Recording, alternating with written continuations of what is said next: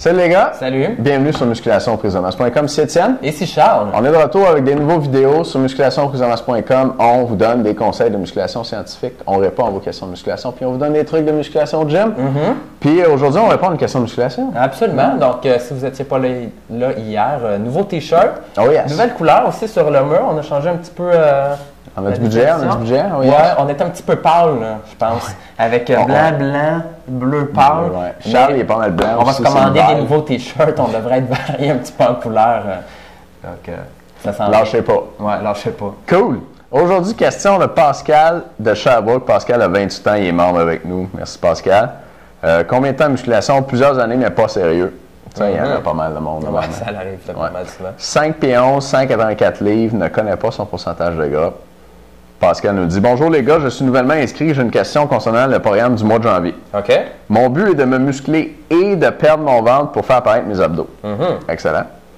Durant les fêtes, vous m'avez envoyé des vidéos sur la perte de poids et la prise de masse. J'ai pu comprendre que le corps ne peut faire les deux en même temps. Bon point. Effectivement, un à la fois, ou sinon, il ne fait pas au maximum. Tu as très bien compris.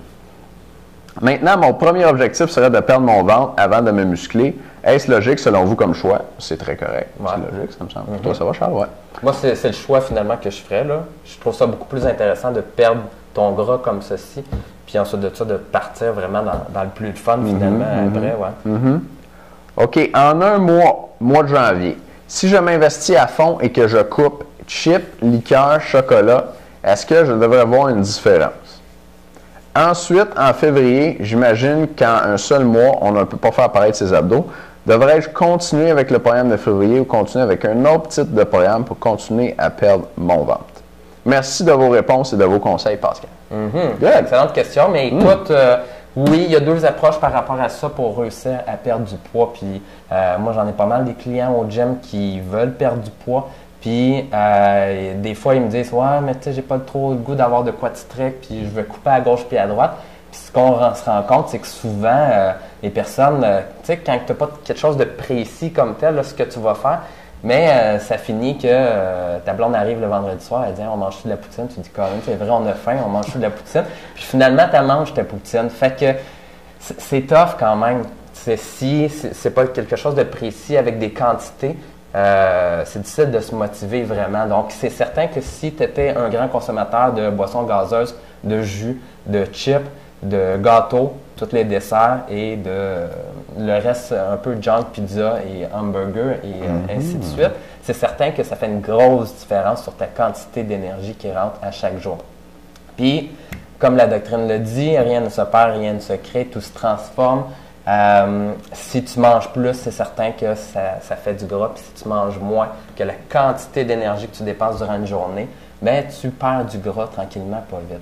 Donc, un bon point, là, pour vous situer un petit peu, c'est que, par exemple, pour perdre 1 livre de gras, c'est l'équivalent de 2,35 sacs de chips gros format que vous devez couper de votre alimentation, par exemple, dans une semaine, pour perdre 1 livre dans une semaine. Mais là, si vous coupez vos 2,35 sacs de chips gros format, mais vous le compensez en patates puis en d'autres choses de l'autre côté, mais vous ne la perdrez pas, votre livre de gras. Donc, c'est pour ça que c'est un petit peu imprécis, hein, des fois. Maudit. Donc, c'est difficile un peu des fois. Donc, moi, j'aime bien avoir une approche un peu plus quantifiable avec un plan alimentaire. On vous en a déjà proposé sur le site des plans alimentaires. Donc, c'est le fun parce que tu peux savoir exactement ta quantité que tu dois manger. Tu te dis, si je fais ça, là, ben, je perds. Fait que c'est aussi simple que ça. En autant que la quantité, vous dépensez un peu d'énergie durant la journée, là, que ça reste stable à ce niveau-là.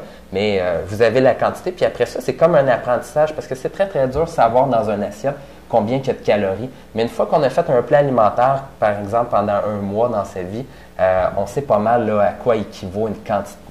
Finalement, ton assiette. Là. Puis moi, à cette heure, quand je m'en vais dans la salle à manger, dans ma salle à manger, dans ma cuisine, je sais exactement, là, OK, ma portion de viande va ressembler à ça, ma portion de patates, ça va être ça, mes légumes, c'est ça.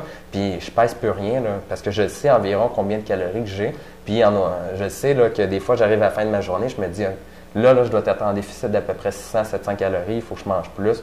Donc, c'est bon parce qu'on a les valeurs, puis c'est plus facilement. Nice. Si vous voulez l'info sur les plans alimentaires, je vais mettre ça en dessous de vidéo. OK. Cool. Moi, je vais avoir un deuxième truc pour Pascal. Un truc qui peut te permettre, en phase de perte de poids, de manger comme ça des cochonneries, mais pas tout le temps. Parce qu'il y a une bonne raison d'en manger des fois. Puis je vais t'expliquer dans quel contexte, qu'est-ce que ça fait pour toi, puis pourquoi ça peut être bon dans la deuxième vidéo d'aujourd'hui pour les membres. Fait que les membres, vous avez juste à mettre votre numéro de membre ici en bas de la page, puis avoir accès au deuxième numéro avec ce truc-là. Puis Pascal nous posait des questions aussi sur l'entraînement de ses abdos, faire apparaître ses abdos.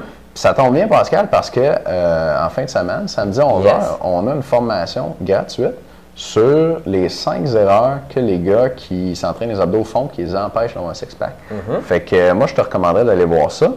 Tu peux t'inscrire pour ça aussi. L'information va être en dessous du vidéo également. C'est gratuit, mais les prochaines vont être payantes, par exemple. Fait que profitez-en pendant que c'est gratuit. Les autres aussi, profitez-en tout le monde. Hein? Oui, absolument. Puis, on a un sondage aussi. On vous demande à quelle heure vous voulez qu'on fasse ces formations-là. Fait que vous pouvez nous dire ça en dessous du vidéo. Puis je pense on a prévu finalement samedi à 11h, mais peut-être que c'était un autre moment qui vous convient le plus. Donc, samedi, c'est sûr que c'était à 11h. Par contre, on aimerait savoir votre opinion sur le sujet pour les prochaines. Yes. On a l'intention de faire ça plus qu'une fois. Fait que Pascal, toi, t'es membre, tu vas voir la deuxième partie de la réponse ici en bas du vidéo. Fait que va voir ça. Puis merci de nous écouter tout le monde. On se parle demain. À bientôt. Ciao.